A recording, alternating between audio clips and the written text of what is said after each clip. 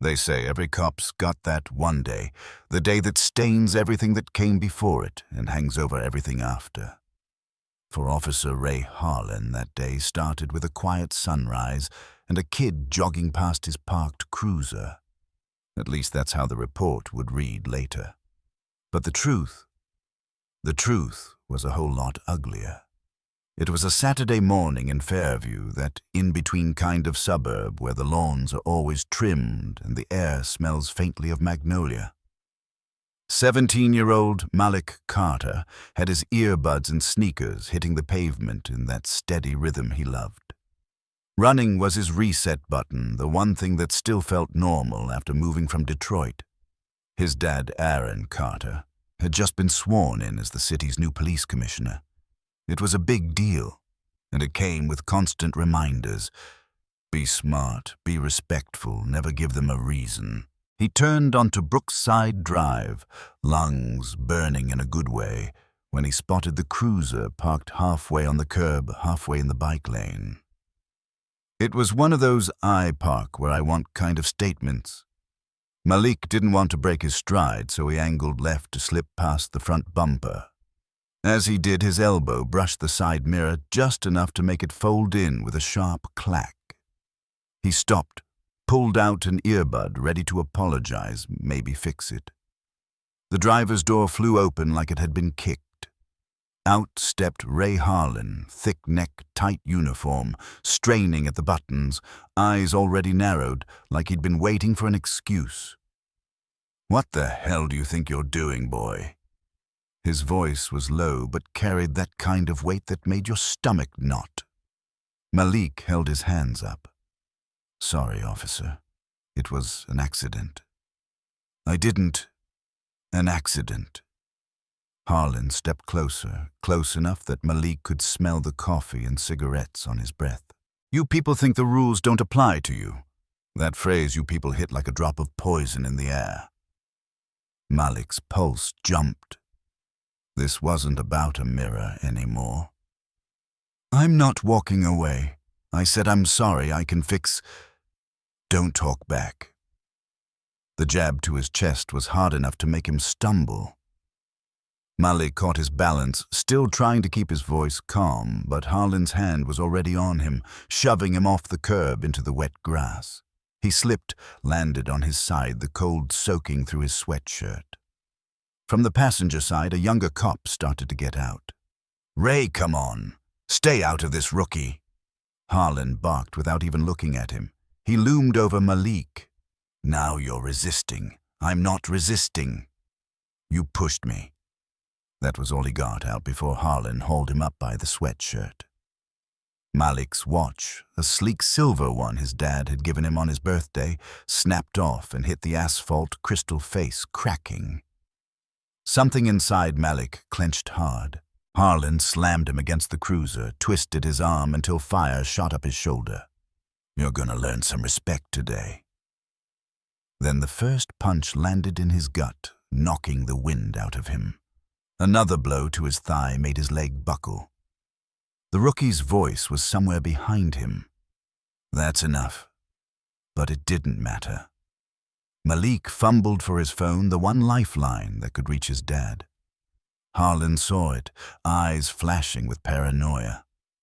Reaching for a weapon, he ripped it from Malik's hand and dropped it under his boot.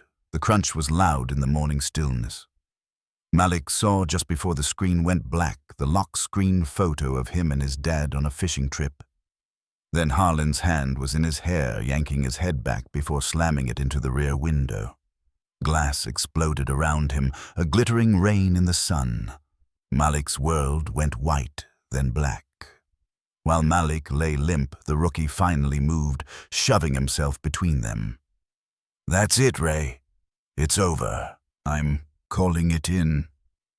Harlan stood there, breathing hard, looking at the shattered window, the blood on his knuckles, realizing too late he'd just crossed a line you can't uncross. At that same moment, Commissioner Carter was at his new desk, flipping through budget reports. His phone rang dispatch.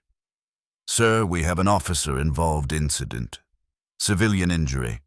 Suspects a male late teens African American, no ID, Brookside Drive, his son's running route. His gut turned to stone. By the time he reached St. Mary's, his mind had gone numb. In trauma room 2, the boy's face was swollen beyond recognition except for one small crescent scar on his cheek from a fall off a bike when he was 6. That scar might as well have been a gunshot. It hit him that hard. It was Malik, his boy. Something inside Aaron Carter shifted. The commissioner's mask cracked, and what came through was pure, focused fury. He ordered the precinct sealed Harlan, and the rookies separated their uniforms and vehicles impounded. This wasn't going to be buried. Not this time. Word spread fast in the 9th precinct. Harlan's swagger drained when he heard the kid's the commissioner's son. Fear flickered, then turned back into the only armor he knew: aggression. He told the rookie stick to the story. The kid was high violent, resisted arrest. It's our word against his. The rookie nodded, but his eyes were glassy. He kept seeing Malik's head hit that window. In interrogation, the rookie tried to recite the script, but when he glanced at the commissioner who sat silently in the corner, he saw not just a boss, but a father holding himself together by sheer will. The lies stuck in his throat. Harlan in the other room blustered about doing what I had to do. But the detectives were chipping away. Why was the phone smashed? How did the watch end up across the street? Why was the rear window broken if it started at the side mirror? He had no answers that didn't sound like garbage. Then came the call that broke it open. An elderly woman from Brookside had a home security camera pointed right at the street. She'd seen everything. The commissioner thanked her sent officers to collect the footage. 2 days later, the City Hall auditorium was packed. Press activists, cops.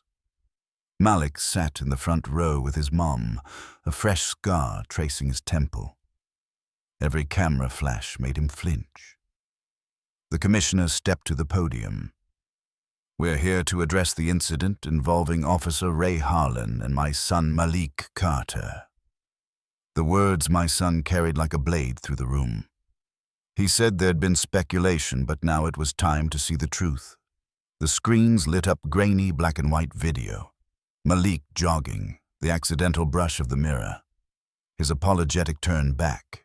Then Harlan exploding from the car, the shove, the punch, the stomp on the phone, and finally the slam into the rear window glass, bursting.